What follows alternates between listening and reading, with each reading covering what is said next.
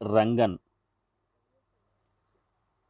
1907 జూన్‌లో మొదట భగవాన్ని నా భార్యతో, కూతురుతో కలిసి దర్శించాను.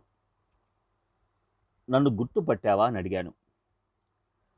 తన కంఠం వెనక నుంచి మాట్లాడినట్టు అతి కష్టం మీద రంగన్ అన్నారు. ఆ కాలంలో భగవాన్ ఎప్పుడూ కానీ మాట్లాడేవారు కాదు. ఉపయోగం లేక మాట్లాడే శక్తి పోయింది. తరువాత పళనిస్వామి వైపు తిరిగి నా తల్లి వంక చూసి, ఈమెను గుర్తించావా అని అడిగారు. భగవాన్ పవలకుండ్రులో ఉండగా భగవాన్ని వచ్చి చూసింది.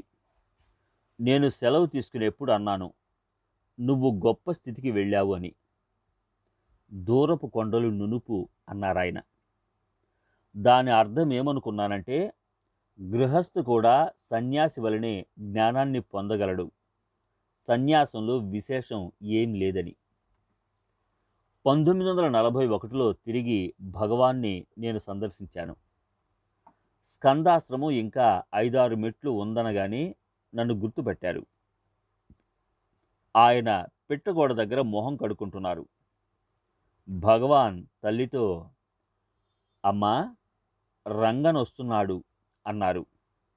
రాణి రాణి అంది ఆమె. నేను వెళ్ళి ప్రణామం చేసి లేచిన తర్వాత భగవాన్ అన్నారు, సాధు దర్శనం దుర్లభం, వారిని తరచూ దర్శించడం మంచిది. వారు బట్ట నేసి సిద్ధం చేసి ఇస్తారు. దాని అర్థం ఏమనుకున్నానంటే, భగవాన్ అనుగ్రహం ఎవరికన్నా దక్కితే వారి ప్రయత్నం లేకుండానే వారికి జ్ఞానం ప్రాప్తిస్తుందని. తరువాత నేను భగవాన్ను చూడడానికి ఓసారి వెళ్ళినప్పుడు నేను భగవాన్ తల్లితో అన్నాను, తెలుసా, మీ అబ్బాయి సంపాదించిన దానిలో భాగానికి నాకు హక్కు ఉంది అని. దానికి ఆమె భగవాన్తో, వింటున్నావా రంగ ఏమంటున్నాడో అంది. దానికి భగవాన్ నవ్వి, అవును, అతను మాత్రం మనలో ఒకడు కాదా, అతనికి తప్పకుండా భాగం ఉంది అని. నేను మద్రాసు ఉద్యోగం సంపాదించాలని పోతూ తోవలో భగవాన్ని దర్శించాను. నేను ప్రణమిల్లి లేవగానే భగవాన్ అన్నారు నాతో, ఇదిగో చూడు, మగవారు ఎక్కడికంటే అక్కడికి పోయి ఏ కొంచెంతోనూ ఎట్లాగో ఓలాగూ బ్రతకగలరు. ఇంటి దగ్గర నీ భార్యకి పిల్లల భుక్తికి ఏం ఏర్పాటు చేసి వచ్చావు అని అడిగారు. డబ్బిచ్చి వచ్చానన్నాను. కొద్ది రోజులు ఉండి మద్రాసు వెళ్ళాను. కొద్ది రోజుల్లో మా అన్నయ్య భగవాన్ని దర్శించారు. అతన్ని అడిగారు భగవాన్, నా భార్య పిల్లలు డబ్బుకి ఇబ్బంది పడడం లేదు కదా అని. మద్రాసు వెళ్ళేటప్పుడు ఏదో కొంత ఇచ్చి వెళ్ళాడు, అది అయిపోయింది, చాలా కష్టాలు పడుతున్నారు అని చెప్పాడు. నా ప్రయత్నాలు విఫలమై ఇంటికి పోతూ తోవలో భగవాన్ దగ్గరికి వచ్చాను.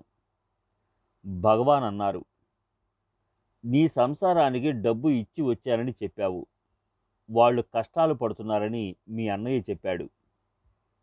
నేను మాట్లాడలేదు. ఆయనకి తెలియనిదేమున్నది, ఆయన తలచుకుంటే చెయ్యలేనిదేమున్నది. ఆ రాత్రి నేను ఓ మంచం మీద పడుకున్నాను. భగవాన్ వచ్చి నా కాళ్ళ దగ్గర కూర్చున్నారు. చూసి నేను లేచి కూర్చున్నాను.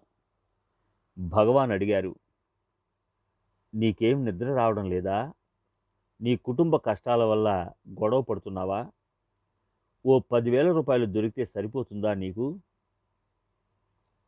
నేను మాట్లాడలేదు. అది వరకు ఓసారి నేను భగవాన్ గిరి ప్రదక్షిణ వెడుతున్నప్పుడు భగవాన్ అన్నారు, ఈ కొండ మీద మూలికలున్నాయి, వాటితో ఏ లోహాన్నన్నా బంగారంగా మార్చవచ్చు అని. అప్పుడు నేను ఊరుకున్నాను. ఆ విధంగా చాలాసార్లు భగవాన్ నన్ను వేళాకోళం చేసి నవ్వేవారు. డబ్బు లేక బాధపడుతున్నావా అని నవ్వేవారు. నా కాళ్ళ దగ్గర కూర్చుని చెప్పారు, మనిషి కల కంటాడు, తనని చితక తన్నారని, తాను బాధలో ఉన్నానని.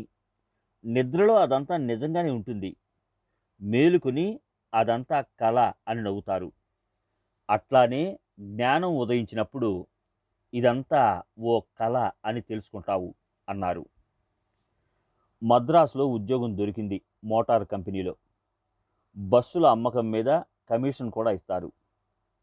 జీతము కమిషన్ కలిపి భగవాన్ అన్న 10,000 రూపాయలు వచ్చాయి. దాంతో నా అప్పులు తీర్చి 2 కూతుళ్ళకి పెళ్ళిళ్ళు చేశాను. నేనెప్పుడూ భగవాన్కి నా కష్టాలు చెప్పుకోలేదు. ఆయన సహాయం అడగలేదు. ఆయనే అన్నీ చూసుకునేవారు. అన్నీ ఆయనకే వదిలాను. నా సంసార భారం నీది. నేను నీ ఆజ్ఞల్ని పాటించే నౌకర్ని. నీ చేతిలో తాళ్లతో ఆడే తోలు బొమ్మని అనేవాణ్ణి. ఓసారి స్కందాశ్రమంలో నేను భగవాన్ కాళ్ళని మోకాళ్ళ దాకా రాసి చూసి అన్నాను, చిన్నప్పుడు మనం కింద మీద పడి ఆడేటప్పుడు నీ కాళ్ళు తగిలినప్పుడల్లా నీ కాళ్ళు ముళ్ళు మళ్ళీ గుచ్చుకునేవి. నీ చర్మం అంత గరుకుగా ముళ్ళుగా ఉండేది. ఇప్పుడు నీ ఒళ్ళు మొహమల్లాగా మెత్తగా ఉంది అన్నాడు. నా శరీరం అంతా మారిపోయింది. ఇది ఆ పాత ఒళ్ళు కాదు అన్నారు. భగవాన్ నన్ను తీసుకుపోయి పాండవ తీర్థంలో ఈతలు కొట్టేవారు. తెల్లవారగట్ట 3ంటికి, ఎవరూ రాకముందు. ఒకరోజు రాత్రి పక్క మీద పొర్లుతున్నాను. భగవాన్ వచ్చి, ఏం నిద్రపోవే, ఏమిటా బాధ అన్నారు. దానికి నేను సన్యాసం తీసుకోవాలనుకుంటున్నాను అన్నాను. భగవాన్ వెళ్ళి భక్త విజయం తీసుకొచ్చి దాంట్లో నుంచి చదివారు. తాను సన్యాసం తీసుకుని అడవిలో ఉండిపోవాలని విఠోబా నిర్ణయము. అప్పుడు విష్ణు అవతారమైన అతని పుత్రుడు జ్ఞానదేవుడు అతనికిచ్చిన సలహా, నీవు ఇక్కడ ఉన్నా అడవికి పోయినా ఒకటే మనస్సు కదా నీతో ఉండేది అని అనడం చదివి, నీ సంసారంలోనే జ్ఞానం సంపాదించగలవు అన్నారు. దానికి నేను, నీవెందుకు సన్యాసివైనావు అని అడిగాను. అది నా ప్రారబ్ధం. సంసారం బాధే కానీ దాంట్లో నుంచి జ్ఞాని కావడం ఎక్కువ సులభం అన్నారు. స్కందాశ్రమంలో స్నానం చేసి భగవాన్ ఒళ్ళు తుడుచుకుంటూ ఉండగా నాకు కనపడ్డది. మోకాలు నుంచి పాదాల వరకు తోలు చీరుకుపోయి రక్తం కారుతుంది. అదేమిటి అని అడిగాను. నాకు తెలీదు అన్నారు భగవాన్. అదేమిటి, నీ కాల్లో నుంచి అంత గాయమై రక్తం కారుతూ ఉండడం ఏమిటి, నీకు తెలియకపోవడం ఏమిటి అన్నాను. దూపం వేసే కుంపట్లో నుంచి నిప్పు ఎగిరి కాలు మీద పడి కాలినట్లుంది అన్నారు. నేను మందు తెప్పించి రాశాను. దాని నుంచి తెలిసింది శరీరానికి భగవాన్కి ఎంత దూర సంబంధమో. ఒకరోజు నేను భగవాన్ అరుణాచలం పాదాల దగ్గర కాలిబాటను నడుస్తున్నాము. నా కాల్లో ముళ్ళు విరిగింది. నేను వెనకపడడం చూసి భగవాన్ వచ్చి నా ముళ్ళు తీశారు. 4 గజాల్లో భగవాన్ కాల్లో పెద్ద ముళ్ళు విరిగింది. నేను చూసి పరిగెత్తుకు వెళ్ళి ఆయన పాదం ఎత్తి చూస్తే దాని అడుగున అంతా ఎన్నో పాత ముళ్ళు. 2వ పాదం చూస్తే అది అంతే. ఏ ముళ్ళని తీసేస్తావు? కొత్త ముళ్ళు తీస్తావా, పాత ముళ్ళు తీస్తావా? ఆ ముళ్ళుతోనే పాదం నేల మీద రాశారు. ముళ్ళు విరిగిపోయింది పాదంలోనే. హాయిగా నడిచి వెళ్ళిపోయినారు నన్ను వెంటబెట్టుకుని. అది ఇంకా నిదర్శనం భగవాన్కి శరీరానికి సంబంధం లేదని. తాను దేహం కాదని నాకు స్పష్టమయ్యేందుకు ఆ 2 నిదర్శనాలు భగవాన్ కావలసే చూపారని నా నమ్మకం. ఓసారి భగవాన్ అన్నారు నాతో, నీకే మహా కష్టాలు అనుకుంటావు, నా బాధలు నీకేం తెలుసు? విను, నిటారుగా ఉన్న కొండ మీదికి పాకుతున్నాను. పైన ఉన్న రాయిని ఊతం చేసుకుని పాకపోతే ఆ రాయి ఊడి వచ్చి వెల్లికిలా పడ్డాను. దానితో ఇంకా రాళ్ళు నా పైన పడ్డాయి. ఎట్లాగో ఆ రాళ్లను తోసేసి పైకి లేచాను. నా ఎడమ చేతి బొటన వ్రేలు కనపడలేదు దాని స్థలంలో. అది చిటికిన వ్రేలు దగ్గర వ్రేలాడుతోంది. ఆ చోటున వ్రేలిని బలవంతంగా లాక్కొచ్చి దాని స్థలంలోకి నెట్టాను అని చెబుతూ ఉండగా భగవాన్ తల్లి బయటికి వచ్చి, ఆ ఘోరమైనది నేను తలుచుకోలేను, ఒళ్ళంతా రక్తమయమై వచ్చాడు, ఆ దృశ్యాన్ని తలుచుకోలేను అన్నదామె. ఒక రోజున భగవాన్ ముందే చెప్పింది తల్లి. ఓసారి భగవాన్ ఒంటి నిండా మెడ, రొమ్ము, కాళ్ళ చుట్టూ పాములను చూసిందట. కొంచెం సేపుండి ఆ పాములు మెల్లిగా వెళ్ళిపోయినాయట. భగవాన్ తన కొడుకనే మాయ నుంచి తప్పించడానికి భగవాన్ ఆమెకిచ్చిన నిదర్శనం అనుకుంటాను అది. ఓసారి స్కందాశ్రమంలో నేను, భగవాన్ తల్లి మాత్రమే ఉన్నప్పుడు తల్లి ఇది చెప్పింది. 10 రోజుల కిందట ఈ వేళప్పుడు పగలు నేను భగవాన్ వంకే చూస్తుంటే అతని దేహం క్రమంగా మాయమై తిరుచుడిలో ఉండే లింగంలాగు కనపడ్డది. ఆ లింగం మహో తేజోవంతంగా ఉంది. నా కళ్ళు నేను నమ్మలేకపోయాను. కళ్ళు తుడుచుకుని చూసినా ఆ తేజోలింగమే కనబడింది. నాకు భయమేసింది. మావాడు మన నుంచి వెళ్ళిపోతున్నాడేమోనని. క్రమంగా ఆ లింగం శరీరంగా మారింది అని చెప్పింది. ఈ మాటలు విని భగవాన్ వంక చూశాను. భగవాన్ చిరునవ్వు నవ్వారు. ఈ సంగతి నేను నా ఇంటికి వెళ్ళాక మా వాళ్ళతో చెప్పాను. అప్పుడు నా కుమారుడు భగవాన్ పరిణయం అనే గ్రంథం రాస్తున్నాడు. భగవాన్కి జ్ఞాన కన్యకకి వివాహమైనట్టు. ఈ కథను కూడా దాంట్లో రాసేశారు. తర్వాత ఎప్పుడో హాల్లో అందరి సమక్షంలో ఆ కావ్యం నా కుమారుడు చదువుతూ ఈ విషయం చదివాడు. అప్పుడు భగవాన్, అదంతా నీకెట్లా తెలిసింది అని అడిగారు. మా నాన్న చెప్పారు అన్నాడు. మీ అందరితో చెప్పాడు అన్నారు. అక్కడ భక్తులందరూ అడిగారు, ఏమిటిది అని. ఏమీ లేదు అని తప్పించేశారు భగవాన్. ఓ రోజు మేమిద్దరం కొండ ఎక్కుతుండగా నేనన్నాను భగవాన్తో, భగవాన్ దర్శనం చేసుకునే భాగ్యం కలిగినందుకు సంచితం, ఆగమం, దూదిమల్లే భస్మమైనాయి. నా ప్రారబ్ధమే మిగిలింది అన్నాను. మనస్సు ఉన్నంతకాలమే ప్రారబ్ధం పనిచేస్తుంది. మనస్సు నశిస్తే ప్రారబ్ధం ఎవరికి అని అన్నారు. భగవాన్కి అపచారం చేసిన భక్తుడు వచ్చి నాతో తన నేరానికి ప్రాయశ్చిత్తంగా ఏం చెయ్యమన్నారు అని అడిగాడు.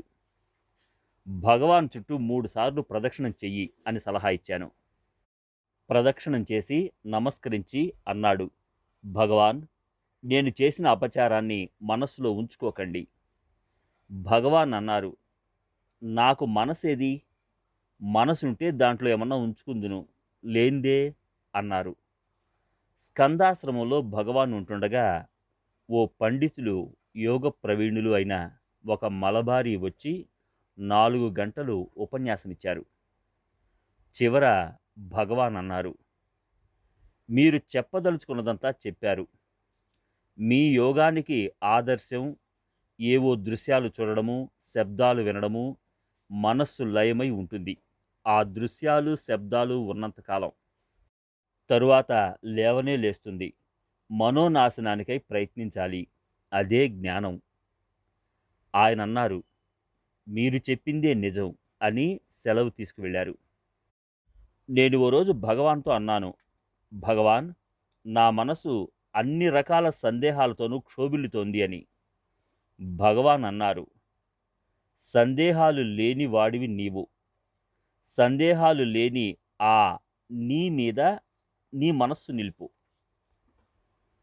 భగవాన్ తల్లి అంది ఓ రోజు, ఇదేమిటి, ఆ కుక్క ఎప్పుడు నీ ఒళ్ళో అట్లా పడుకుంటుంది అని.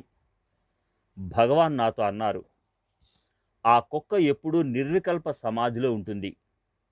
ఓ గొప్ప ఆత్మ ఈ కుక్క రూపంలో వచ్చింది.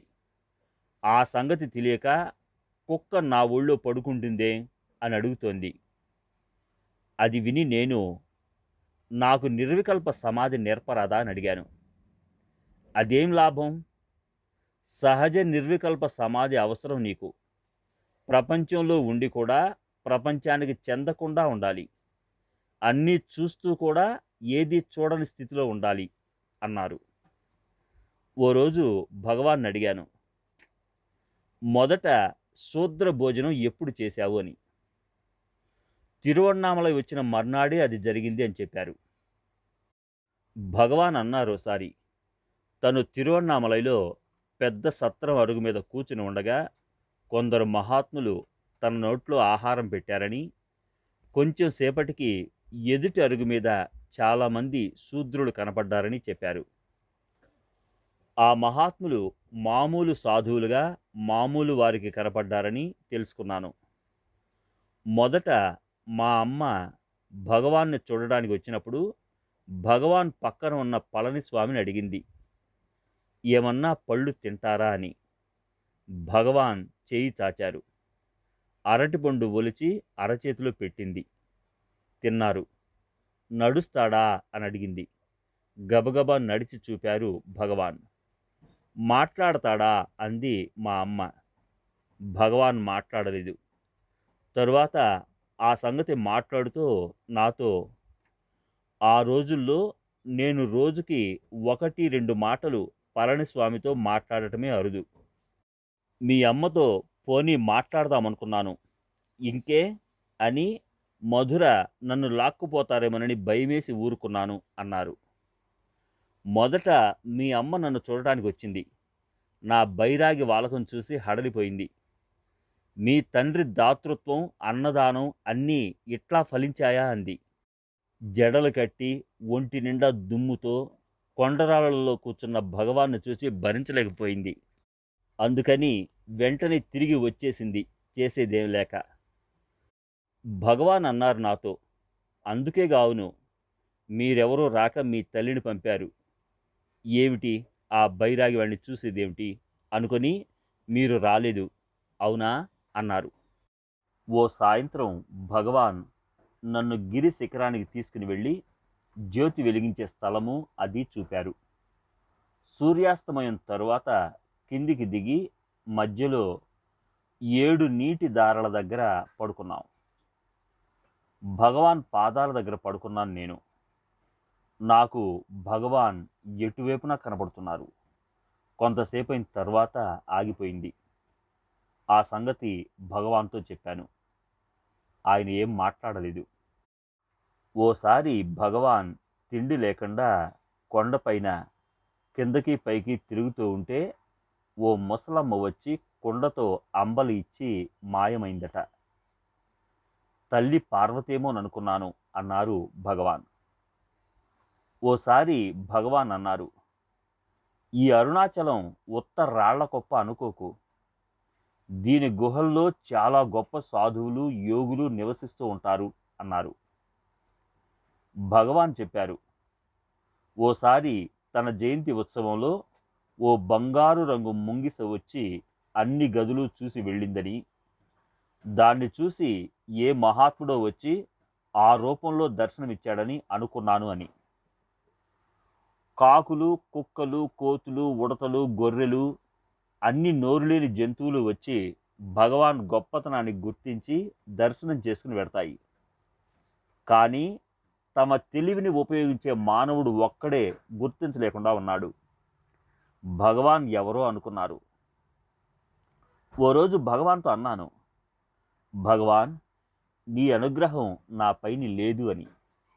భగవాన్ అన్నారు, నీ మాట ఎట్లా ఉందంటే వరదల్లో ఉన్న భాగీరథి ప్రవాహంలో నుంచున్న మనిషి, నాకు దాహంగా ఉంది, తంజావూరు నుంచి కుళాయి నీళ్లు ఓ గ్లాసులు పంపమన్నట్టుంది అన్నారు.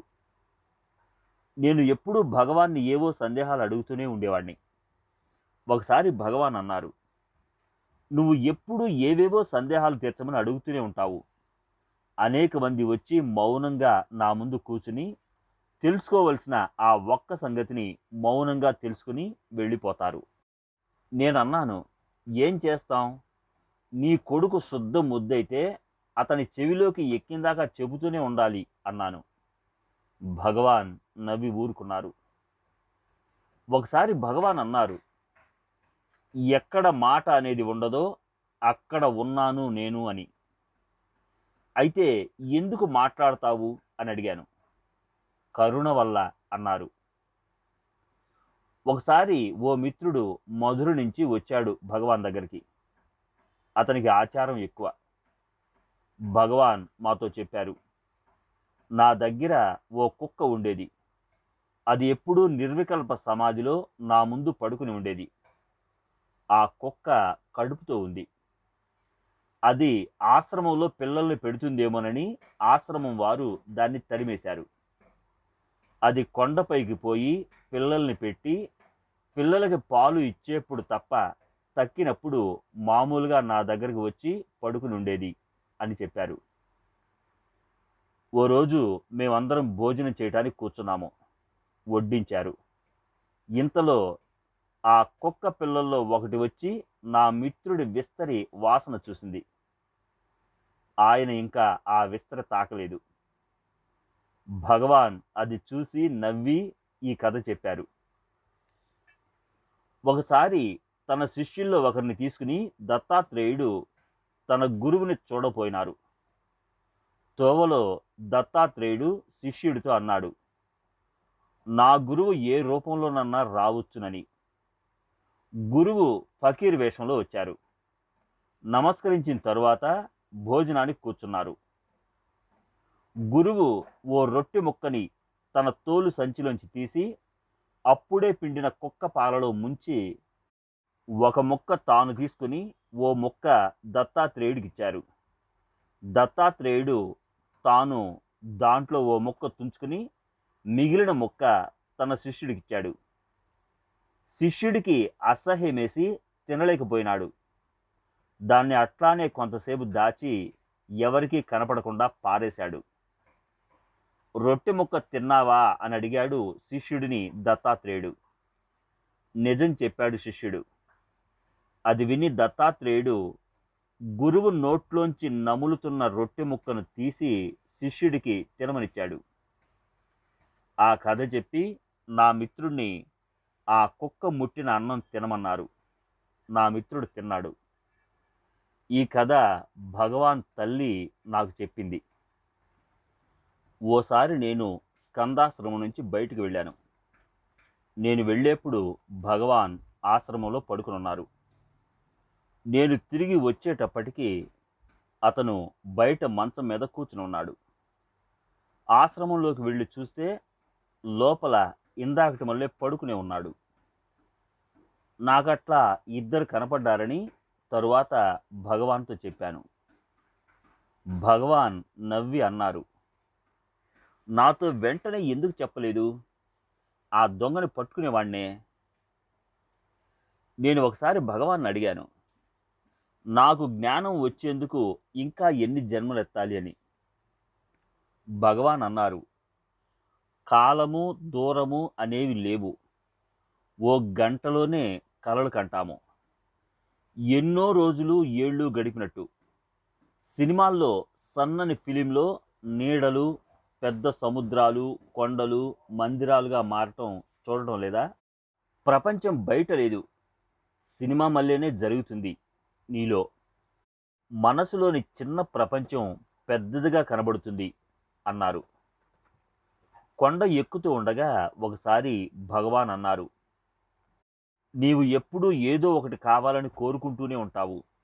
నేను ఏదీ కోరను అంటూ ఇప్పుడు రమణాశ్రమం ఎక్కడ లేచిందో ఆ స్థలం చూపి భక్తులు అక్కడ మేడలు కట్టాలంటున్నారు అన్నారు. ఓసారి ఒక మహమ్మదీయుడు భగవాన్తో మాట్లాడుతుండగా చూశాను.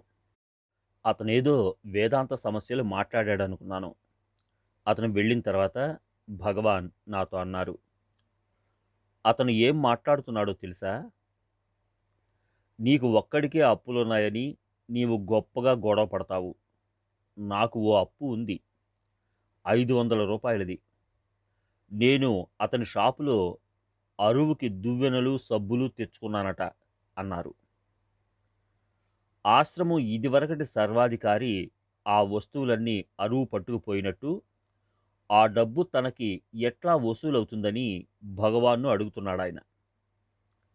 నాకు చాలా విచారం కలిగింది.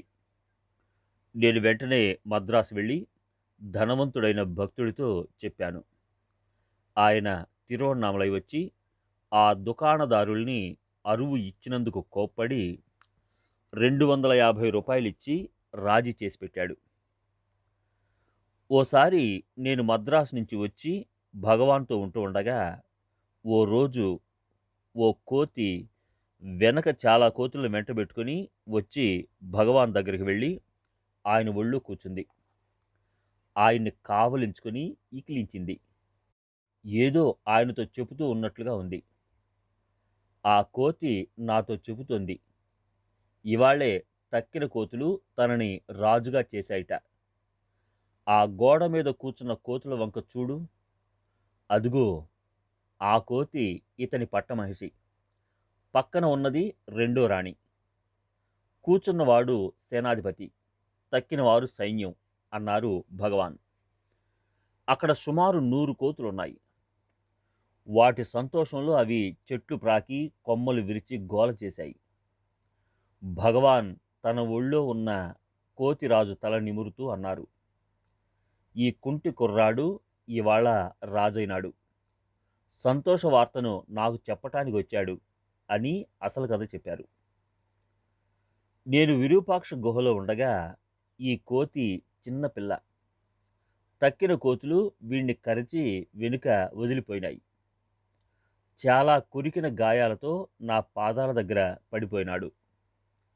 వాడి మీద జాలిపడి గాయాలు మాన్పాను. అప్పుడే నాకు తట్టింది, ఓ రోజు ఇతను కోతులకు రాజు కాబోతున్నాడని. అది ఇప్పుడు జరిగింది. సాధారణంగా మనిషిని ముట్టుకున్న కోతిని తక్కిన కోతులు తమ గుంపులో కలుపుకోవు అన్నారు. ఒకరోజు తెల్లారగట్ట 4ంటికి లేపారు నన్ను, పాండవ తీర్థంలో ఈతకు రమ్మని. మా ప్రక్కనే నిద్రపోతున్న దీక్షితారు నేలను గోకుతున్నారు. నీ తక్లీ కోసమేనా వెదుకుతున్నారు అని అడిగారు భగవాన్. దీక్షితారు లేచి కూచుని చెప్పాడు, తనకి అప్పుడే కల వచ్చిందట. జంధ్యాల పౌర్ణమి దగ్గరికి వస్తున్నట్టు, జంధ్యం వడకడానికి తక్లీ వెదుక్కున్నట్టు. ఆ సంగతి భగవాన్ అడిగారు. ఆ ముందు రోజు నేనన్నాను భగవాన్తో, జ్ఞానులు త్రికాల వేదులు గదా అని. దానికి భగవాన్, అది చాలా స్వల్ప విషయం. వారికి జాగ్రత్, స్వప్న, సుషుప్తిలో జరిగేది, లోకంలో జరిగేది కూడా తెలుసు. కానీ ఏ లోకానైనా ఆ లోకమంతా సత్యాలే. మానవుడికి ఈశ్వరుడు అంత జ్ఞానం ఇచ్చాడు, భవిష్యత్తు జ్ఞానం తప్ప. రాబోయే నిమిషం సంగతి కూడా తెలియదు అతనికి. ఒక భక్తుడు ఇంకో భక్తుడితో అన్నాడు, నువ్వు భగవాన్ దర్శనం తరచూ చేసుకుంటే నిన్ను సన్యాసిని చేస్తారు అని. ఆ భక్తుడికి అన్నీ తెలుసు, కానీ భయపడ్డట్టు నటించి భగవాన్తో ఫిర్యాదు చేసుకున్నాడు. మీ దగ్గరికి వస్తే నన్ను సన్యాసిని చేస్తారట. నా ₹1000 జీతం పోతే నా భార్య పిల్లల గతేం కాను? భగవాన్ అన్నారు, ఎవరు ఏది కోరతారో అది జరుగుతుంది. ఒకసారి భగవాన్ ఈ కథ చెప్పారు. ఒక తపస్వి ఉండేవాడు. అతని దర్శనానికై గుంపులు గుంపులు వచ్చేవారు. తనకి ఏ దివ్యశక్తులు లేవని, కనుక వారందరూ తన దగ్గరికి రావడం అనవసరమని, తనని డిస్టర్బ్ చేయవద్దని చెబుతూ ఉండేవాడు. ఇదంతా చూసిన ఒక భక్తుడు ఆ పని తానే చేసి పెడదామని వచ్చే ప్రజలలో ఆ తపస్వి వద్ద ఏ శక్తులు లేవని, రావద్దని ప్రచారం ప్రారంభించాడు. దానికి ఆ స్వామికి సంతోషమైంది. తనకి శక్తులు లేవని ఒకరు తెలియజేయడం కూడా ఒక సూక్ష్మమైన స్థుతి కిందనే పరిణమించింది. కొంతమందికి ధనం పైన ఆశ, మరికొందరికి కీర్తి పైన అన్నారు. ఒకరోజు భగవాన్తో నేనన్నాను, నా తండ్రికి భక్తి ఉండేది కాదు. ఆలయానికి ఎప్పుడూ వెళ్ళేవాడు కాదు. యాత్రలు అసలే లేవు. కానీ నా తల్లి గొప్ప భక్తురాలు. అయినా నా తండ్రికి చాలాసార్లు మలేరియా జ్వరం వచ్చేది. ఆ జ్వరంలో ఆయన నన్ను పిలిచి, చూడు, ఎద్దుపైనెక్కి పరమేశ్వరుడు అడుగో హారతులిస్తున్నారు, దర్శనం చేసుకో అనేవాడు అన్నాను. దానికి భగవాన్ ఈ కథ చెప్పారు. ఒక దేశంలో రాజు ఎప్పుడూ దేవపూజ చేసేవాడు కాదు. రాణి ఎప్పుడూ పూజ భజనలలో ఉండేది. తన భర్తకి ఈశ్వర భక్తి లేదే అని దిగులు పడి అతనికి భక్తినిమ్మని ఈశ్వరుని ప్రార్థించింది. ఓ రోజు గొప్ప పూజలు భజనలు చేసి భర్త గదిలోకి వచ్చింది.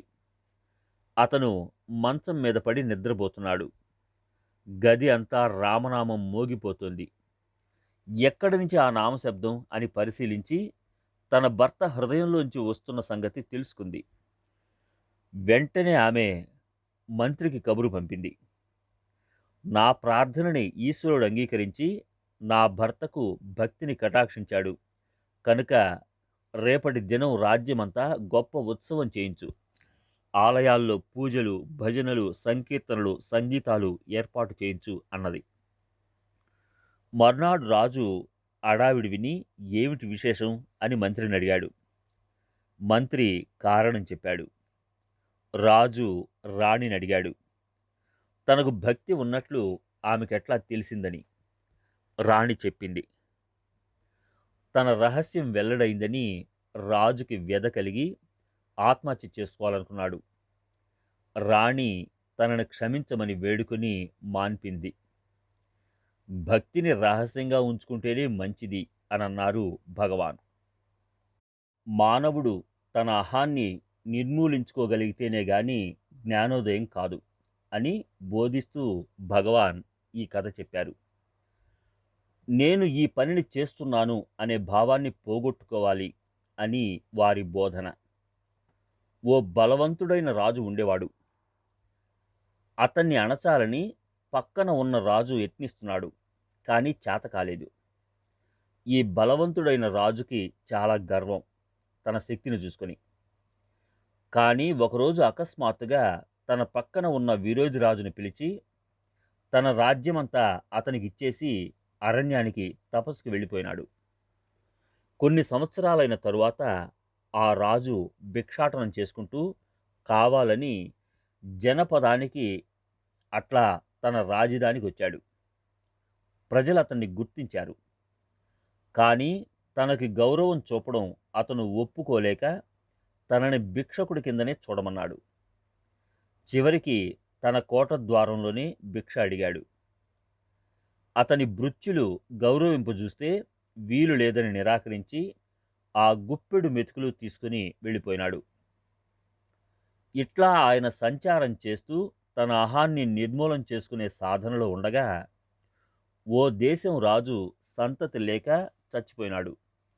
సాంప్రదాయం ప్రకారం ఓ ఏనుగొచ్చి ఈ భిక్షుక రాజు మెడలో పూలహారం వేసింది కనుక ఆయనకు తప్పలేదు. ఇట్లా ఉండగా తన అసలు రాజ్యాన్ని ఎవరికి ఒప్పజెప్పాడో ఆ రాజు సంతతి లేక చచ్చిపోయినాడు. ఆ దేశపు ప్రజలు వచ్చి ఈ రాజునే బతిమాలుకున్నారు తమకు రాజుగా ఉండమని. సరేనని 2 రాజ్యాలు ఏలుకున్నాడు. కానీ పూర్వానికి ఇప్పటికీ అతనిలో గొప్ప భేదముంది.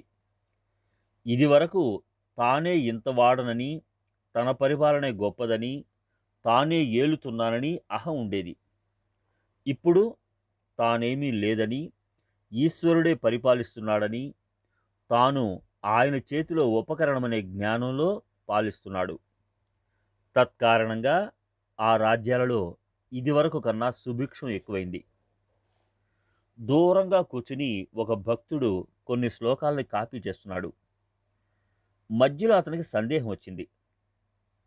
భగవాన్ ఇక్కడి నుంచే ఆ శ్లోకాన్ని సరిదిద్ది చెప్పారు. భగవాన్కి తెలవంది ఏముంది? వ్యవహారం పైన కుంభకోణం వెళ్ళాను. మఖ ఉత్సవం సమీపిస్తోంది. గుంపులు దిగుతున్నారు. ఉత్సవం 2 రోజులుందనగా ఆ ఉత్సవాన్ని వదిలి భగవాన్ దగ్గరికి వెళ్ళాలనిపించింది. వెళ్ళాను. ఇదేమిటి? అందరూ మహామఖానికి కుంభకోణం పెడుతుంటే నువ్వు కుంభకోణం నుంచి ఎట్లా వచ్చావు అన్నారు. మహామఖం దేవుడి కన్నా ఇక్కడ గొప్ప దేవుడు ఉన్నాడని అన్నాను. కొన్ని రోజులుండి వెళ్ళిపోతున్నాను. ఆయన్ని వదిలే సమయానికి ఆగకుండా నాకు దుఃఖం వచ్చేసింది. అది చూసి భగవాన్, నువ్వు కుంభకోణం నుంచి ఇక్కడికి వచ్చేశానని, ఇక్కడి నుంచి మధుర వెడుతున్నానని భావించుకుంటున్నావు. నీవెప్పుడూ ఎక్కడున్నావో అక్కడే ఒకచోటనే ఉన్నావు. నా దగ్గర ఉండి గొప్ప ఉత్సాహంలో ఉన్నావు. నువ్వు నీ అంతటా ఆ స్థితికి చేరుకున్నప్పుడు నాలో ఏం ప్రత్యేకం లేదని, నువ్వు అదేనని తెలుసుకుంటావు అన్నారు. ఒకసారి ఓ భక్తుడు భగవానుని అడిగాడు, ఓ జ్ఞాని ఇంకో జ్ఞానిని గుర్తించగలడా? దానికి భగవాన్, జ్ఞానికి గుర్తించటానికి ఏముంటుంది? తాను తక్కింది అంతా ఒకటే ఆత్మ కదా జ్ఞానికి అన్నారు. జ్ఞానులకి కలలు వస్తాయా అని అడిగాను. ఆ, ఈ జాగ్రత్త అవస్థ మళ్ళీనే. మీకెలాంటి కలలు వస్తాయి అని అడిగాను భగవానుని. దేవాలయాలు, తీర్థాలు అవి అన్నారు. ఒకరోజు ఒక ఆమె వచ్చి భగవాన్ దర్శనం చేసుకుని వెళ్ళేటప్పుడు మనసు పరిపరి విధాల పోతోంది, ఏం చెయ్యను స్వామి అని అడిగింది. ఒకే విధంగా పోయేట్టు చూడు అన్నారు. ఆమె వెళ్ళాక నేనన్నాను, అది చేతనైతే ఇంకేం కావాలి? జ్ఞానమే కదా అన్నాను. మరి ఏం చెయ్యను? రాగానే తాము జ్ఞానులైపోవాలని ఆశపడతారు మనుషులు. చాలా సులభం అనుకుంటారు. దాంట్లో ఉండే కష్టాన్ని గుర్తించరు అన్నారు భగవాన్. ఒకసారి పండరీపురం యాత్ర వెళ్ళి వస్తున్న భక్తులు వచ్చి ఆశ్రమంలో భిక్ష చేసి భజన చేసి వెళ్ళేప్పుడు భగవాన్ని కావలించుకుని వెళ్ళిపోయినారు. వెంటనే నేను భగవాన్ని కావలించుకున్నాను. ఆయన చర్మం ఎర్రగా రక్తం చిమ్మి ఉంది. ఏమిటిది భగవాన్ అని అడిగాను. దానికి భగవాన్, పండరీపురంలోని దేవుణ్ణి కావలించుకున్నట్టే నన్ను కావలించుకున్నారు. అక్కడ ఆ దేవుడు రాయి, ఇక్కడ ఇది చర్మం, ఇట్లా కావడం దీని ధర్మం అన్నారు. భగవాన్ శరీరం అంత సున్నితం పరిశుద్ధం అయిందన్నమాట. ఓసారి భగవాన్ ఈ కథ చెప్పారు. ఒకడు జ్ఞానాన్ని పొందేందుకు గొప్ప తపస్సు చేశాడు. శివుడు ప్రత్యక్షమై ఏం కావాలని అడిగాడు. నాకెప్పుడు దరిద్రము కష్టాలు కటాక్షించు అని అడిగాడు అతను. ఏమిటి? ఎన్నో గొప్పవి అడగవచ్చునే, ఇదేం కోరికే అన్నాడు శివుడు. ఈ సంపద ఉంటే చెవులు వినపడవు, కళ్ళు చూడవు, సంసార బంధంలో పడి జనన మరణాలలో కింద మీద పడుతూ ఉంటాను. దరిద్రం వస్తే నిన్నెప్పుడూ జ్ఞాపకం తెస్తూ ఉంటుంది అన్నాడు అని చెప్పారు భగవాన్. ఏం, భాగ్యంలో సుఖంలో ఉండి కూడా జ్ఞానాన్ని పొందలేడా అని అడిగాను భగవాన్ని. సంపదలు ప్రతిబంధకమే, అయినా సత్కర్మ వల్ల తప్ప జ్ఞానాసక్తి కలుగదు అన్నారు. ఒకసారి భగవాన్ అన్నారు, కొందరు నాకు నమస్కారం చేస్తే నన్ను కొట్టినట్టు అవుతుంది అని. వాళ్ళు గొప్ప పాపాత్ములై ఉండాలి అనుకున్నాను నేను. స్కందాశ్రమంలో ఉండగా భగవాన్కి ఒక భక్తుడు ఆకుపచ్చని గంజాయి ఆకులు ఉండ చేసి ఇచ్చేవాడు. తల్లి అలగమ్మ అంది, ఓసారి చాలా పెట్టారు నాయనా, అది తింటే ఇంకోరైతే చచ్చిపోయేవారే. ఆ రోజంతా ఎర్రటి కళ్ళతో కూర్చున్నారు భగవాన్ అని చెప్పింది. నేను ఆ భక్తుణ్ణి భగవాన్కి ఇంకా ఆ గంజాయి ఆకులు ఇవ్వవద్దని భగవాన్ని తీసుకోవద్దన్నాను. అందుకు భగవాన్, ఏం చెయ్యను, భక్తులిచ్చింది ఏదైనా తీసుకోవాల్సిందే అన్నారు. భగవాన్ పళ్ళు చిగుళ్ళు పైకి లాక్కుపోయి ఉన్నాయి.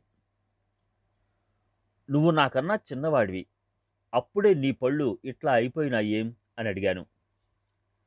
ఒకతను నన్ను పరీక్షించడానికి నాకు విషం పెట్టాడు. అది నన్ను చంపలేదు, కానీ నా పళ్ళ చిగుళ్ళని తినివేసింది అన్నారు.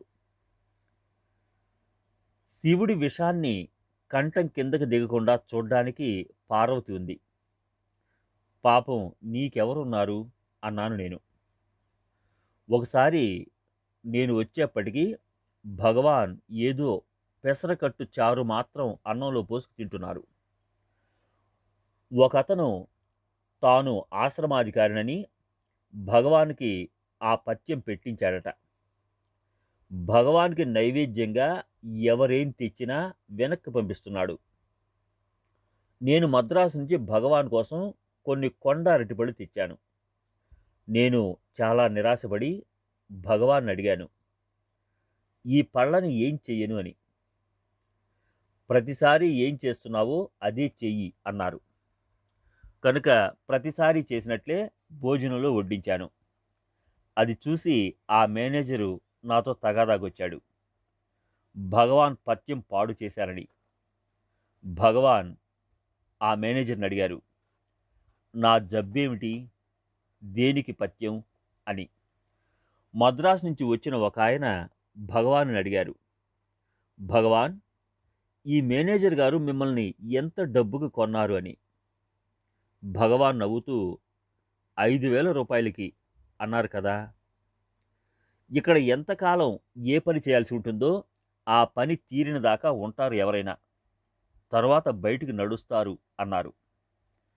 ఓ వారంలోనే కొందరు భక్తులు చేరి ఆ సర్వాధికారిని వెళ్ళకొట్టారు. భగవాన్ నవ్వుతూ అన్నారు, నన్ను దర్శింప వచ్చిన మొదటి రోజున మనిషి దూరంగా నుంచుని నమస్కరించి పెడతాడు. రెండో రోజు నుంచి దగ్గరికి జరగడం ప్రారంభిస్తాడు. ఓ రోజు చేతిలో కర్ర పట్టుకుని చూడవచ్చిన వారిని లైన్లో నడుపుతాడు. ఇటు వెళ్ళాలి, ఇటు రావాలి అని. మరో రోజున తాను సర్వాధికారినని పేరు పెట్టుకుంటాడు. ఓ భక్తుడుండేవాడు. అతను భగవాన్ దగ్గరికి వచ్చినప్పుడల్లా తన్మయుడై భక్తితో పాటలు పాడి నృత్యం చేసేవాడు. ఒకసారి అతను వెళ్ళిన తరువాత భగవాన్ అన్నారు, ఇక్కడికి వచ్చినప్పుడు ఈ విధంగా ఆనందంతో నృత్యం చేస్తాడు. వెళ్ళేప్పుడు ఇక్కడికి వచ్చేప్పుడు దించిన పాపపు మూటని భుజాన పెట్టుకుని వెళ్ళిపోతాడు అన్నారు. ఒకరోజు చిన్ననాటి ముచ్చటలు మాట్లాడుతూ భగవాన్ జ్ఞాపకం తెచ్చుకున్నారు. జ్ఞాపకం ఉంది, మనం ఆడుకునేప్పుడు నేను కరుపుమ స్వామి విగ్రహం పైన ఉచ్చబోశాను. మా నాన్నతో చెబుతానని నువ్వు బెదిరించావు. మా నాన్న తంతాడని చెప్పవద్దని నిన్ను బతిమాలాను అన్నారు. నేనన్నాను, అంతా జ్ఞాపకం ఉంది. ఇప్పుడు అనుకుంటాను, గంగాజలంతో ప్రోక్షింపబడ్డంత సంతోషించి ఉంటాడేమో కరుపుమ స్వామి నీ మూత్రం పైన పడి అని. ఓసారి భగవాన్ అడిగాను, నీ దగ్గర ఉన్న కొద్దీ నీ భక్తులకి అహం తగ్గిపోవడం బదులు ఎక్కువవుతున్నట్టు కనిపిస్తుందేమని. దానికి భగవాన్, పోవాలంటే లోపల దాక్కున్నది బయటికి రావాలి కదా. కాగడానికి నీరు పొయ్యి మీద పెడితే వేడెక్కి తెర్లి కిందికి కారి ఆవిరైపోవాలి అన్నారు. నేనోసారి మద్రాసు నుంచి వచ్చినప్పుడు భగవాన్ అన్నారు, ఇప్పటి వరకు నేను నేల మీద కూర్చుంటున్నానా, ఇంక నన్ను అట్లా కూర్చొనియరట. మద్రాసు నుంచి నల్ల చెక్క మంచం తెప్పిస్తున్నారు. ఇక ముందు నేను దాని మీద కూర్చోవాలిట. అందరి మళ్ళీ నేను కింద ఎందుకు కూర్చోకూడదు? అందరూ చేసేది నేను చేయడానికి వీలు లేదు. ఈ చెట్టు కింద కూర్చున్నా, పెంట కుప్ప మీద కూర్చున్నా నాకు హాయిగానే ఉంటుంది. కానీ వీరు నన్ను నా ఇష్టం వచ్చినట్లు ఉండవీరు. డ్రెస్సు లేని పోలీసులు కావలి కాసే జైల్లో ఉన్నానిక్కడ అనేవారు చాలాసార్లు. నేనన్నాను ఒకసారి, మా అందరికన్నా గొప్ప స్థితికి వెళ్ళావు నువ్వు, కనుక మా భక్తి చూపడానికి మేము నిన్ను ఉన్నత పీఠం పైన కూర్చోబెడితే నువ్వు ఒప్పుకోవడమే న్యాయం అన్నాను. ఓహో అన్నారు భగవాన్. ఒకసారి భగవాన్కి భోజనశాల హాల్లో బల్ల కుర్చీ వేసి వడ్డించారు. నేనప్పుడే ఊరి నుంచి వచ్చాను. భగవాన్ అప్పటికే బల్ల ముందు కుర్చీ మీద కూర్చునున్నారు. చూసావా ఇది నన్నేం చేస్తున్నారో? నేను కుర్చీ పైన కూర్చుని బల్లపైన తినాలట అన్నారు.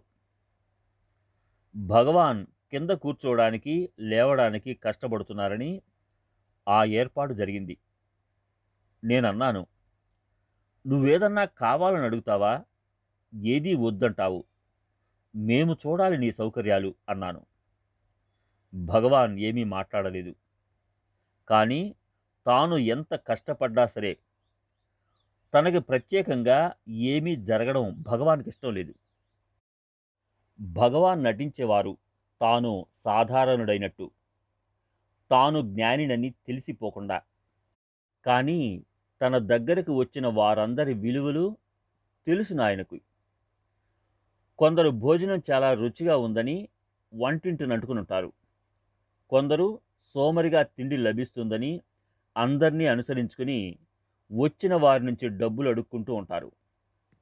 కొందరు ఆశ్రమవాసుల మధ్య తగాదాలు పెడుతూ తమ సరదా తీర్చుకుంటూ ఉంటారు. భగవాన్కి అన్నీ తెలుసు. ఎవరి మార్గాన వారినే తనకు కట్టేసుకుని వారిని సరైన మార్గానికి తిప్పే మార్గానే ఉంటారు భగవాన్. ఆడవేషం వేసి నాటకంలో నటిస్తూ ఉండే మనిషి తాను మగవాడినని మరచిపోతాడా? అట్లానే జ్ఞాని ఏ అవస్థలో కూడా తాను ఆత్మనని మరిచిపోడు అన్నారు. ఒకరోజు భగవాన్ చెప్పారు, తాను పవలకుండ్రులో ఉన్నప్పుడు కాలం జరుగుతున్న జ్ఞానం తనకు ఉండేది కాదట. అప్పుడప్పుడు స్మృతి కలిగి చూస్తే ఒక్కొక్కప్పుడు తెల్లారకట్ట, ఒకప్పుడు మధ్యాహ్నం, ఒకప్పుడు రాత్రి ఎన్ని రోజులు గడిచిపోయినాయో అని ఆశ్చర్యపడేవారట. లేచి నుంచుందామంటే తల తిరిగేదట. దానివల్ల తెలిసేదట తాను చాలా రోజులు ఒళ్ళెరక్కుండా ఉన్నానని. ఆ రోజుల్లో తిండి లేదా అని అడిగాను. శరీర స్మృతి లేకపోతే దాని పనులు ఆగిపోతాయి అన్నారు భగవాన్. ఓ రోజు భగవాన్తో కొండపైకి వెళ్ళాను. ఇక్కడి నుంచి చూస్తే అన్ని వస్తువులు జంతువులు ఒకటిగానే కనపడతాయి అన్నాను. భగవాన్ అన్నారు, పైకి వెళ్ళిన కొద్దీ అన్నిటినీ ఒకటిగా చూడడమే జరుగుతుంది. నా బంధువు ఒకరు వచ్చి భగవాన్ని చాలా ప్రశ్నలు వేశారు. చివరి ప్రశ్న, దివ్యజ్ఞాన సమాజంలో అంటున్నారు ఒక మహనీయుడు భూమికి అవతరించబోతున్నాడని, అతని కోసం అందరూ తయారు కావాలని. దాని గురించి మీకేమన్నా తెలుసా? నాకేం తెలీదు కానీ ఇప్పుడున్న మహాత్ముల సంగతి తెలుసుకోక రాబోయే మహనీయుల కోసం తయారు కావడం చిత్రంగానే ఉంది అన్నారు భగవాన్. ఒక ఫ్రెంచ్ విద్వాంసుడు భగవాన్ దగ్గరికి వచ్చి చాలా ప్రశ్నలు అడిగారు. భగవాన్ ఇచ్చే సమాధానాలు విని ఆ విద్వాంసుడు, నాకు వెళ్ళాలని లేదు, మీ దగ్గరే ఉండిపోవాలని ఉంది అన్నారు. దానికి భగవాన్, అవసరమేముంది? మీ దేశంలోనే ఉండి నేనెవడను అనే సాధన చేయవచ్చు అన్నారు. ఒకరోజు భగవాన్ దగ్గరగా కూర్చుని ఓ భక్తుడు ప్రశ్నలు అడుగుతున్నాడు. ఆ దగ్గరే కూర్చుని ఓ కుక్క మురుగుతోంది. ఆ భక్తుడు విసుక్కుని, అబ్బా, ఈ కుక్క ఎట్లా మురుగుతుందో అన్నాడు. దానికి భగవాన్, ఆ కుక్క మొరగటం లేదు, నీ మనస్సు మురుగుతోంది అన్నారు. చిన్నప్పుడు భగవాన్ ఇంటి పక్కన ఓ వకీలు ఉండేవాడు. ఆయన ఇల్లు తాళం వేసుకొని ఏదో ఊరు వెళ్ళాడు. భగవాన్ ఎట్లాగో ఆ ఇంట్లో దూరి ఆ వకీలు అలమారాలోంచి కొన్ని కాగితాలు తీసి తెచ్చి కుర్రాళ్ళకి నాటకం ప్రకటన కాగితాలంటూ పంచిపెట్టారు. ఆ కాగితాలు కేసుకు సంబంధించిన దస్తావేజులు. ఆ వకీలు వచ్చి కాగితాల కోసం వెతుక్కుని జరిగిన సంగతి విన్నాడు. ఆ కాగితాలన్నీ ఉన్నంత వరకు అందరినీ అడిగి పోగు చేసుకుని భగవాన్ తండ్రితో ఫిర్యాదు చేశాడు. తండ్రి చాలా కోపించి అన్నారు, వీడికి బట్టలు విడిపించి తలగొరిగి గోచి పెట్టండి. తిండి పెట్టకండి. సరిగ్గా అట్లాగే జరిగింది. జాతకం చెప్పారా అన్నట్టు. ఓసారి భగవాన్‌తో అన్నాను, కైలాసం, వైకుంఠం మొదలైన లోకాలు ఉన్నట్టే కదా! దానికి భగవాన్ అన్నీ మాయా కల్పితాలు అని కథ చెప్పారు. నారదుడికి అనేక జన్మలు కలిగినట్టు మహావిష్ణువు చెప్పిన కథ చెప్పారు. ఓసారి భగవాన్ అన్నారు, నువ్వు మీ అన్న అందరితో చాటుతారు, ఇక్కడ ఓ మహర్షి ఉన్నాడు అని. మీ మాటలు నమ్మి వస్తారు, చూస్తారు. ఓ మూల మాట్లాడకుండా కూర్చున్న నన్ను ఇంతేనా అని మిమ్మల్ని తిట్టుకుంటూ పోతారు అని. నేనన్నాను, ఇంతటి జ్ఞాని మాకు దొరికినప్పుడు మా సంతోషంలో ఇతరుల్ని పంచుకోమని చెప్పకుండా ఎట్లా నిలవగలం అని ఓ తమిళ గీతం చదివాను. దాని అర్థం, తిండి కనబడితే కాకులు కూడా ఊరుకోలేవు. తక్కిన కాకుల్ని పిలవకుండా మాకు దొరికింది అంతము క్షయము లేని ఆనందం, నిండి పొరలిపోతుంది, రండి రండి లోకంలోని జనులారా రారండి పంచుకోండి అని. దానికి భగవాన్ అన్నారు, ఇప్పుడు కాకులు పిలవడం మానేశాయని. నేనన్నాను, నేను నాది అనే భావం దట్టంగా పట్టి మనుషులకి భగవాన్ని చూసి కూడా ఏమిటో గుర్తించలేని అవస్థలో పడ్డారు అని. మా అన్న ఒకసారి తన మిత్రుడితో భగవాన్ సంగతి చెప్పి భగవాన్ దగ్గరికి తీసుకుని వచ్చాడు. అతనితో మాట్లాడుతూ భగవాన్ ఈ క్షేత్ర మహాత్మ్యం చెబుతూ అన్నారు, ముఖ్యమైన విషయం ఏమంటే ఇక్కడ ఈశ్వరుడు మనుష్య రూపంలో ఉన్నారు. ఆ మిత్రుడు ఎక్కడ ఉన్నారు అని అడిగాడు ఆసక్తితో. అరుణాచలం పైన ఒక పెద్ద మర్రి చెట్టు ఉంది. దానికి చాలా పెద్ద ఆకులు. దాని కింద కూర్చుని ఉంటారు అన్నారు భగవాన్. మా అన్న ఆ మిత్రుడితో, నువ్వు ఉత్త మూర్ఖుడివి. నీ అజ్ఞానం నీ కళ్ళు కప్పడం చేత మనుష్య రూపంలో ఉన్న ఈశ్వరుడు నీ ముందే ఉన్నాడని చూడలేకుండా ఉన్నావు అన్నాడు. భగవాన్ కోపంతో మా అన్న వైపు తిరిగి, చాల్లే చాల్లే అన్నారు. ఓ పౌర్ణమి మంగళవారం నాడు ఆశ్రమంలో అందరూ క్షౌరం చేయించుకున్నారు. నన్ను చేయించుకోమన్నారు భగవాన్. గృహస్థులు ఆ రోజు క్షవరం చేసుకోవడం శాస్త్ర విరుద్ధం అన్నాను నేను. నన్ను బలవంతం చేసి క్షవరం చేయించారు భగవాన్. ఇంకా నేను భగవాన్ని దర్శించక పూర్వం శృంగేరి స్వాముల వారి నుంచి ఉపదేశం పొందాను. ఆ సంగతి మా అన్నతో చెబితే అతను, నేను ఉపదేశం ఈశ్వరుని దగ్గర నుంచే తీసుకుంటాను అన్నాడు. 3 ఏళ్ళు గడిచిన తర్వాత అన్నయ్య భగవాన్ దర్శనానికి వెళ్ళాడు. మొదట భగవాన్ని చూసినప్పుడు తానెరిగిన వెంకట్రామన్ వంక చూసినట్టే భగవాన్ వంక స్థిరంగా చూశాట. భగవాన్ కూడా అతని వంక అలాగే చూశారట. చప్పున సాష్టాంగపడ్డాడు అన్నయ్య. చాలా రోజులు భగవాన్తోనే ఉండిపోయి తిరిగి వచ్చి నాతో ఈశ్వరుడే నాకు ఉపదేశం ఇచ్చాడని చెప్పాడు. తరువాత తరచూ భగవాన్ దగ్గర ఉండిపోయేవాడు. 1932లో అన్నకి క్షయ వచ్చింది. చాలా హెచ్చింది. లేవలేని స్థితిలో ఒకరి సహాయంతో భగవాన్ దగ్గరికి వెళ్ళారు. ప్రదక్షిణం చేస్తూ ఉంటే బలహీనుడని వద్దన్నారు. వెళ్ళేప్పుడు అన్నయ్య నమస్కరిస్తూ ఏడుస్తున్నాడు. తలుపు దాకా వచ్చారు భగవాన్. భగవాన్ కళ్ళల్లో కూడా కన్నీళ్లున్నాయి. ఆ వెంట వెళ్ళిన అతడు అన్నాడు నాతో, మీ అన్న భగవాన్కి తనపై చాలా ప్రేమ అంటే నమ్మలేదు నేను. నా కళ్ళారా చూశాను ఆయన ప్రేమను అన్నాడు. తిరిగి వచ్చిన 2 రోజులకి సన్యాసం తీసుకున్నాడు. అతని భార్య ఏడుస్తూ ఉంటే, నీకేం పిచ్చా, నిన్ను వదిలిపోతానా, నేను పోయినా 40 రోజుల్లో నిన్ను తీసుకుపోతాను అన్నాడు. అట్లానే జరిగింది. ఇదంతా విని భగవాన్, ఇట్లా కలిపి విడతీసే ఈశ్వరుడి ఉద్దేశం ఏమిటో ఎవరు తెలుసుకోగలరు? ఎందుకిట్లా ఆ ఆకారాన్ని బహిర్గతం చేసి దాచేసుకుంటారో అన్నారు.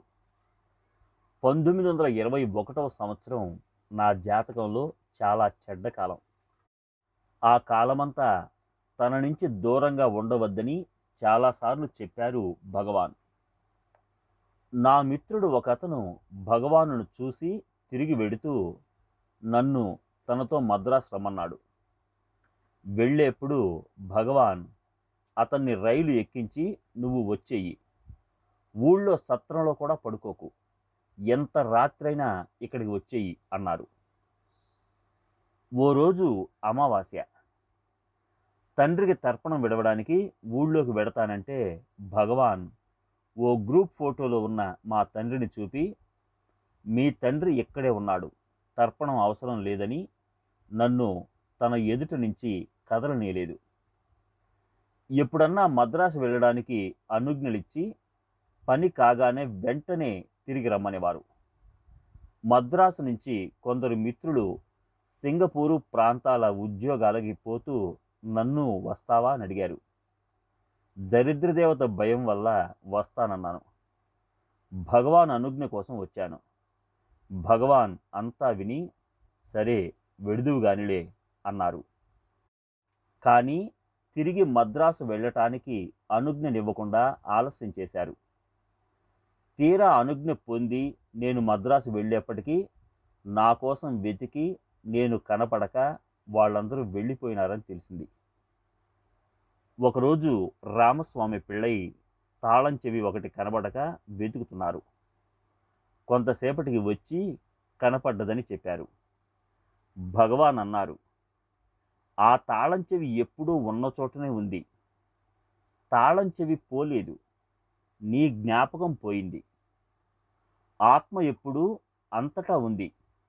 అజ్ఞానం వల్ల కనబడక వెతుక్కుంటాము. ఒకరోజు భగవాన్తో నాకు అంతు లేకుండా పిల్లలు పుడుతున్నారు అన్నాడు. అట్లా భయపడితే ఇంకా పుడతారు అన్నారు. అని ఆగి మళ్ళీ ఇంకా కొన్ని కష్టాలు రాసి ఉన్నాయి నీకు అన్నారు. నీ దర్శనానికి వచ్చినప్పుడే నా కష్టాలు తీరాయి అన్నాను. ఒకసారి నా పెద్ద కొడుకు ఓ ఇనప బావిలో పడ్డాడు. పెద్ద గాయమై నెత్తురు వరదగా కారుతూ ఇంటికి తెచ్చారు. ఆ రాత్రి అతనికి ఓ నల్లటి ఆకారం కనపడ్డదిట. భగవాన్ ఓ కర్ర తీసుకొని వచ్చి ఆ నల్లవాణ్ణి కొట్టి వెళ్ళగొట్టారట. ఆసుపత్రికి తీసుకుని వెళ్ళాము. డాక్టర్లు ఆశ లేదన్నారు. కానీ నెలలో బతికి ఇంటికి వచ్చాడు. నా మూడో కూతురికి కాన్పు. తర్వాత పిచ్చెక్కింది. భగవాన్కు రాశాను. మీనాక్షికి ఏమీ అపాయం లేదు, గొడవ పడనవసరం లేదు అని జవాబు వచ్చింది. ఏ వైద్యం లేకుండా ఆశ్రమం నుంచి వచ్చిన విభూతితో నయమైంది. ఆశ్రమం నుంచి వచ్చే ఉత్తరాలలో ఆ పుట్టిన పిల్ల సంగతి ఏమీ ఉండేది కాదు. ఆ పసిపిల్ల చచ్చిపోయింది. తర్వాత కొన్నాళ్లకి మీనాక్షికి మగపిల్లవాడు పుట్టాడు. అతనికి లివర్ ఎన్లార్జ్మెంట్. భగవాన్ అతనికి రోజు 2 నారింజ పళ్ళు పెట్టించారు. ఆశ్రమంలో ఏ మందు లేకుండా నయమైంది. నా 5వ కూతురికి జ్వరం, స్మృతి పోయింది. భగవాన్ పంపిన విభూతితో నయమైంది. ఆమె భర్తకి క్షయ వచ్చింది. భగవాన్కి రాశాను. నయమవుతుందని విభూతి, కుంకుమ పంపారు. కొద్ది నెలలలో నయమైంది. నా పెద్ద కోడలికి మతి చలనం కలిగి బావిలో పడ్డది. ఊరంతా వెతికాము. చివరికి బావిలో వెతికించాము. కనపడలేదు. నా భార్య మళ్ళీ వెతకమంది. చీకట్లో చివరికి పైకి లాగారు. శవమే. నా భార్య భగవాన్ పటం దగ్గరికి పరిగెత్తి, ఇన్నేళ్ళు నీ కరుణ వల్లనే మేము సురక్షితంగా ఉండడం నిజమైతే నా కోడలు తిరిగి ఊపిరి పీల్చాలి అని. భగవాన్ విభూతి తెచ్చి ఆమె ఒళ్ళంతా రాసింది.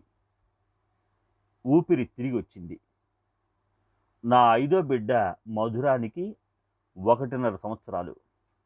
భగవాన్ ఒళ్ళో కూర్చుని ఆడుకుంటుంది. మధురాన్ని భగవాన్ ఆహా ఆహా అనమన్నారు. అన్నది. దించేసి తల్లి దగ్గరికి పంపారు.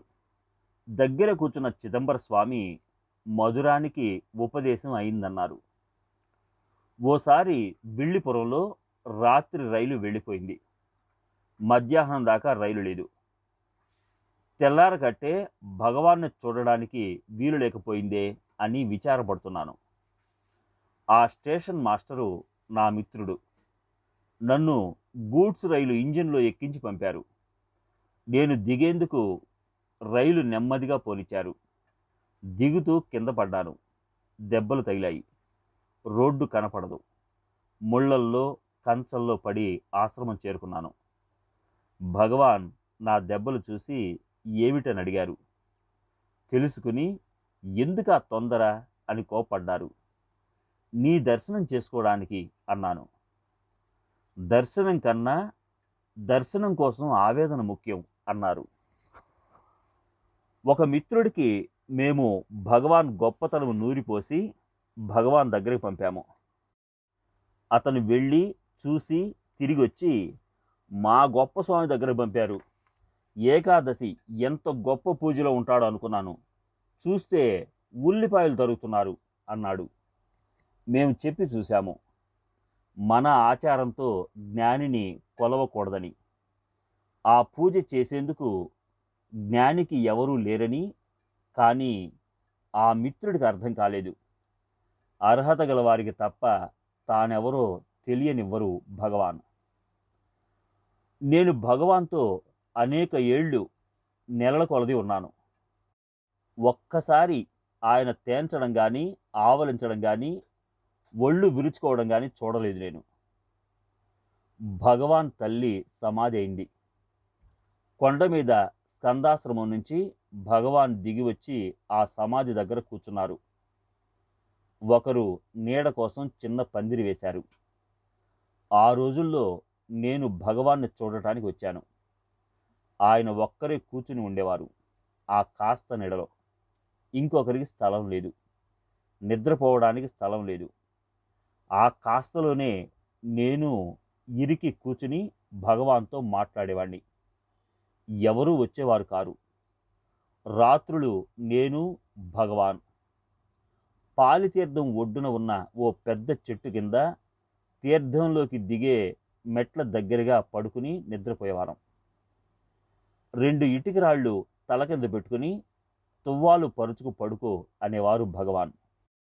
ఆ మెట్లు సరిగా ఉండేవి కావు. ఎగుడు దిగుడు. వాటి మీద పడుకోవటానికి వీలయ్యేది కాదు. ఓ రాత్రి భగవాన్, ఈ మెట్లు సరిగా లేవు, వెళ్ళి ఆ మర్రి చెట్టు కింద ఉన్న సాధువుల్ని పిలుచుకురా అన్నారు. వాళ్ళ సహాయంతో నేను భగవాన్ ఆ పెద్ద రాళ్లను ఎత్తి సరిగా వరుసగా పెట్టి చదునుగా చేశాము. రాత్రి 8కి ప్రారంభించి 12 గంటలకు పూర్తి చేశాము. తెల్లారి చూస్తే బేల్దారి వాళ్ళు కట్టిన దానికన్నా బాగున్నాయి మెట్లు. ఓసారి నా భార్య భగవాన్తో కలిసి గిరి ప్రదక్షిణం వెళ్ళాలని సరదా పడ్డది. భగవాన్ ఇప్పుడు ప్రదక్షిణాలు మానారు. మనం ఆయనను శ్రమ పెట్టడం బాగుండదన్నాను. అందుకని ఆమె భగవాన్ చుట్టూ తిరిగి ప్రదక్షిణ చేసింది. గణేశుడు తెచ్చుకున్న ఫలాన్ని తాను తెచ్చుకున్నానన్నది. అది జరిగిన స్థలం ఇదే అన్నారు భగవాన్.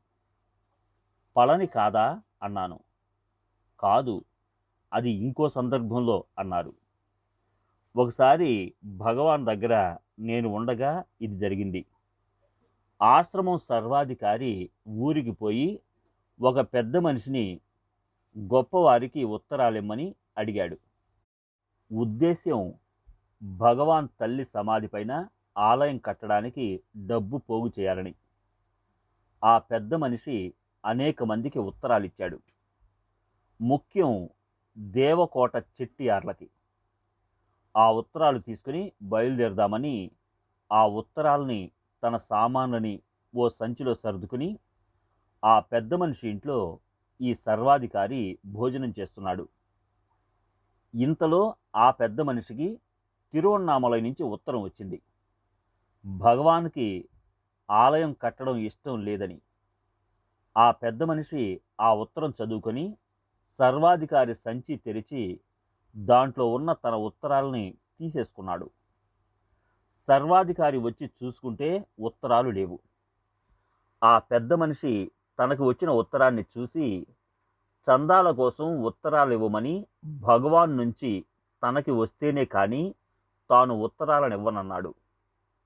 అప్పుడు సర్వాధికారి భగవాన్కి ఉత్తరం రాశాడు, తనని చందాలు వసూలు చేయనిస్తూ ఉత్తరం రాయమని. నేను భగవాన్ దగ్గర ఉండగా ఆ ఉత్తరం వచ్చింది.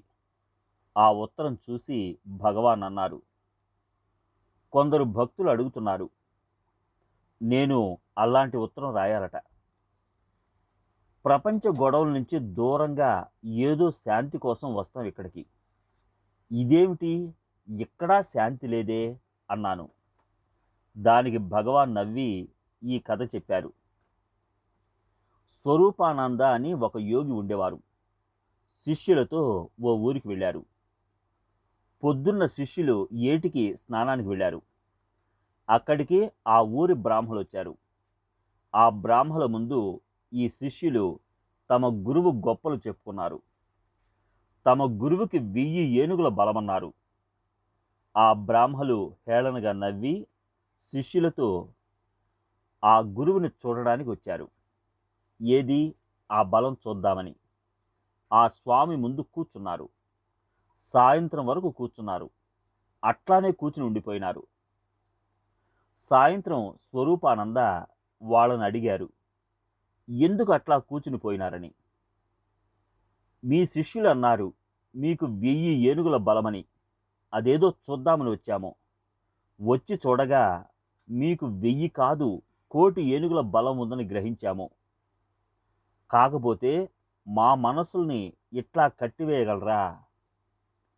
ఇంకా అన్నారు, జ్ఞానులు 2 రకాలు, సిద్ధులు, శుద్ధులు. సిద్ధులకి అతీతమైన శక్తులుంటాయి, ఉన్నాయని వారికి తెలుసు. శుద్ధులకి ఆ శక్తులుంటాయి, కానీ ఉన్నాయని వారికి తెలియదు. ఆశ్రమంలో మండలాభిషేక ఉత్సవానికి నేను నా భార్య వెళ్ళాము. ఆమె నడుము నొప్పితో బాధపడుతోంది. చాలా బాధ. ఆశ్రమం డాక్టరు ప్రస్తుతానికి ఒక సూదిపోటు మందు ఇస్తాను, కానీ ఇది కుదరడం కష్టం అన్నారు. ఆ మందు ఎక్కించి పడుకోమంటే పడుకోక భగవాన్కు ఎదురుగా కూర్చుంది. మూర్ఛ వచ్చి కింద పడిపోయింది. ఒక స్నేహితుడి ఇంట్లో పడుకోబెట్టాము. ఆశ్రమం వారు ఆశ్రమంలోనే చచ్చిపోతుందని భయపడ్డారట. మర్నాడు పొద్దున్న మామూలుగా లేచి ఆశ్రమానికి వచ్చింది. భగవాన్ నాతో, చెల్లమ్మ ఎట్లా ఉంది, ఏమీ లేదు కదూ అని చేతులు గాలిలో ఊపారు. అప్పటి నుంచి ఆ వెన్ను నొప్పి నా భార్యకు ఎప్పుడూ రాలేదు. ఓసారి రెండో కొడుకుని పాము కరిచింది. కళ్ళు మసకలు కమ్మాయి. నీలంగా అయినాడు. పల్లెటూరు, వైద్యం లేదు. అతనిని భగవాన్ పటం కింద పడుకోబెట్టాము. తెల్లారకట్ట అతను అన్నాడు, నాన్న, భగవాన్ వచ్చి నా కాలుని తట్టారు అని. అన్నారా? ఇంక బతుకుతావులే అన్నాను. మర్నాడు మధుర ఆసుపత్రికి తీసుకుని వెళ్ళాము. అక్కడ డాక్టర్ చూసి అతను బతకడని, బతికినా ఆ కాలు కోసేయాలని అన్నారు. నేను భగవాన్కి ఉత్తరం రాశాను. ఆశ్రమం నుంచి జవాబు వచ్చింది. భగవాన్ని నమ్మిన వారిని భగవాన్ కష్టంలో వదలరని, అబ్బాయికి నెమ్మదిగా ఉంటుందని. అట్లాగే నెమ్మదైపోయింది. ఒకసారి గణపతి శాస్త్రి గారు భగవాన్ జాతకం చూసి తరువాత నెలలో భగవాన్ యాత్రలు వెడతారని అన్నారు.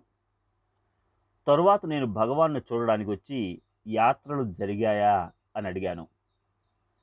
ఆయన నా జాతకం చూసి చెప్పారు, కానీ నాకిప్పుడు జాతకాలు వర్తించవు, నాకు ఇంకో జన్మ కలిగింది అన్నారు. నీకు మధురలో ఉండగా జ్ఞానోదయం అయిందన్నమాట, అవునా అని అడిగాను భగవాన్ని. ఆయన అన్నారు, నేను చదువుకుంటుండగా ఓసారి ఊరికేనే అరుణాచలం నా స్మృతిలోకి వచ్చింది. నా ఒళ్ళంతా మంటలెత్తినట్టయింది. ఆ నిమిషం నుంచి నేను సమాధిలో ఉన్నాను. నేను మీతో అనుకుంటూ మాట్లాడుతూ ఉన్నా సమాధిలోనే ఉన్నాను అన్నారు. ఓసారి భగవాన్ నాతో అన్నారు, పొందవలసిన స్థితి ఏదో నేను పొందాను. నేనింక సాధించవలసింది ఏదీ లేదు. ఇంక నా ఇష్టం వచ్చినట్టు బతకొచ్చు అన్నారు. అయితే నేను పిల్లని మాట్లాడి తీసుకునొచ్చి నీకు పెళ్లి చేయనా అని అడిగాను. ఓ, నీ ఇష్టం అన్నారు. ఓసారి నేను మండలాభిషేకానికి వచ్చినప్పుడు భగవాన్ నా భార్యతో అన్నారు, రంగా నన్ను తన కూతురికి పెళ్లి చేయనా అని అడిగాడు. చెయ్యమన్నాను. పెళ్లి ఇక్కడే చేస్తానన్నాడు. నాకు భయం వేసింది. తీరా పెళ్లి కూతురిని తీసుకొచ్చి నన్నే ఆ ముళ్ళు వేయమంటాడేమోనని. ఎందుకంటే 30 ఏళ్ల కిందట అన్నాడు ఓ పిల్లని తెచ్చి నాకు పెళ్లి చేస్తానని. ఆనాటి నుండి నాకు భయంగానే ఉంది, ఎప్పుడు ఎవరిని తెచ్చి పెళ్లి చేస్తాడోనని అన్నారు. ఒకసారి స్కందాశ్రమంలో భగవాన్తో నేను ఉండగా ఇద్దరు పల్లెటూరు నుంచి వచ్చి కొంచెం విభూతి ఇయ్యమని భగవాన్ని ప్రార్థించారు. విభూతి ఉంది, తీసుకుపోండి అన్నారు భగవాన్. కాదు, తమ చేత్తోనే పెట్టమని బతిమాలారు.